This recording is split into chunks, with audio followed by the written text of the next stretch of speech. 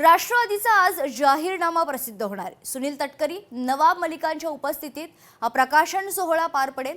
मुंबईसह इतर पालिकांसाठी आज जाहीरनामा प्रसिद्ध होणार असल्याची माहिती असून आज दुपारी 2 वाजता वानखेडे स्टेडियममध्ये जाहीरनामा प्रसिद्ध केला जाईल। तर काय असेल या जाहीरनाम्यात, याकडे सर्वांचं लक्ष आहे।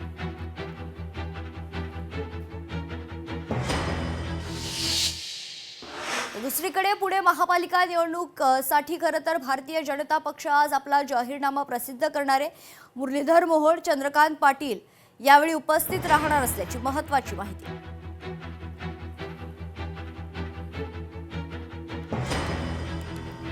तर महत्त्वाची बातमी आपण बघतोय, 2 वेगवेगळे जाहीरनामे आज प्रसिद्ध होणार आहेत। एकीकडे आज राष्ट्रवादी काँग्रेस पार्टी देखील आपला जाहीरनामा प्रसिद्ध करणार आहे। तर पुणे महापालिका खरं तर निवडणुकीसाठी भारतीय जनता पक्ष देखील आपला जाहीरनामा प्रसिद्ध करणार असल्याची माहिती।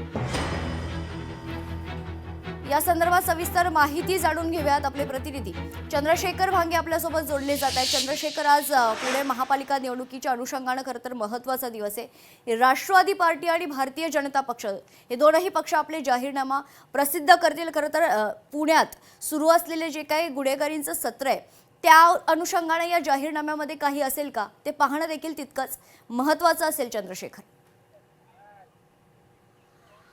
मेघना, खरं तर आज सकाळी 11:30च्या सुमारास हा जो जाहीरनामा अर्थात संकल्पनामा प्रसिद्ध होणार आहे, त्यावरती खरं तर अनेक महत्त्वाचे मुद्दे असणार आहेत। पुण्यामध्ये आपण पाहिलं तर पुण्याला 24 तास पाणी पुरवठ्याचा जो जाहीरनामा किंवा वचननामा गेल्या विधानसभेच्या निवडणुकीमध्ये भाजपने दिला होता, परंतु अद्याप पुण्यामध्ये 24 तास पाणी पुरवठा होत नाही। त्यावरती काय या जाहीरनाम्यामध्ये असणार आहे हे फार महत्त्वाचं असणार आहे। त्याचबरोबर शहरातील जो कचऱ्याची समस्या आहे, त्या कचऱ्याच्या समस्येवरती भाजप काय आपल्या जाहीरनाम्यामध्ये देतं हे सुद्धा पाहणं महत्त्वाचं आहे। आणि शहरामध्ये आपण जर पाहिलं तर कोयता टोळीचा जो सर्वात उच्छाद मांडलेला आहे, या संदर्भामध्ये कायदा आणि सुव्यवस्थेच्या बाबतीमध्ये भाजप काय भूमिका घेऊन आपल्या संकल्पनाम्यामध्ये या सगळ्या जो आहे तो या कायदा आणि सुव्यवस्थेची बाजू मांडणार आहे, हे सगळ्यात महत्त्वाचं असणार आहे। कारण आपण पाहिलं तर मेट्रोचा जो आहे तो सध्या विस्तार पुण्यानं झपाट्यामध्ये वाढत आहे, परंतु पुण्याची वाहतूक कोंडी हा सर्वाधिक डोकेदुखीचा प्रश्न ठरलेला आहे। या वाहतूक कोंडीसाठी भाजप आपल्या संकल्पनामा अर्थात जाहीरनाम्यामध्ये काय आज देतात ते सुद्धा पाहणं महत्त्वाचं असणार आहे। कारण आपण पाहिलं तर शहराच्या